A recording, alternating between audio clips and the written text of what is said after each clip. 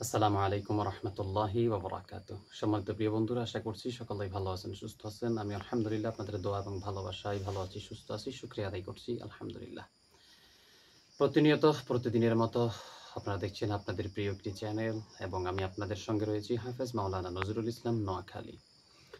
প্রিয় বন্ধুরা, আজকে খুবই গুরুত্বপূর্ণ একটি ভিডিও আপনাদের মাঝে শেয়ার করতে চাচ্ছি।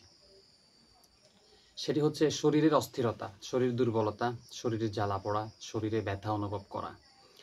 এই সব কিছুর জন্য ট্রিটমেন্ট একটা ইনশাআল্লাহ কোরআনিকভাবে স্পেশালিস্ট ইন কোরআনিক ফিজিশিয়ানের মাধ্যমে ইনশাআল্লাহ এগুলো সুস্থ হয়ে যাবেন। এর জন্য আপনার প্রয়োজন হবে কিছু জাইতুনের তেল সামনে নেবেন, কিছু পানি সামনে নেবেন, কিছু লবণ সামনে নেবেন।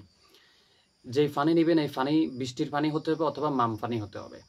এই পানির মধ্যে আপনি কচি বড়ই পাতা নেবেন 7টা কিংবা 21টা। এই বড়ই পাতাগুলা নিয়ে সেই বড়ই পাতাগুলোকে ফিশে ভালো করে শিলের বাটায় ফিশে আপনি এটার রসাগুলো ওই পানির মধ্যে দিয়ে দিবেন। এরপরে আপনাকে যেটা করতে হবে, সর্বপ্রথম দুরূদ শরীফ পড়তে হবে, দুরূদ ইব্রাহিম 11 বার পড়তে হবে। আগে ইস্তেগফার পড়ে নেবেন কয়েকবার। এরপরে আপনাকে ক্রমান্বয়ে সূরা বাকারার 1 থেকে 5 নম্বর আয়াত পড়তে হবে, একবার পড়ে ফু দিবেন সবগুলোতে।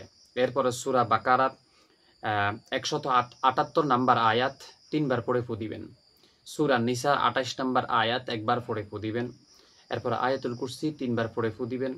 তারপরে সূরা ফালাক 3 বার পড়বেন, সূরা নাস 3 বার পড়বেন। এরপরে সেহেল কাপ সর্বশেষ 21 বার পড়ে ফু দিবেন। ইনশাআল্লাহ এগুলো দীর্ঘ 21 দিন পর্যন্ত খাবেন এবং ব্যবহার করবেন। এর ফলে আপনার শরীরের অস্থিরতা চলে যাবে, শরীরের দুর্বলতা চলে যাবে। কারণ জিন আমাদের জন্য সেহের করে রাখে।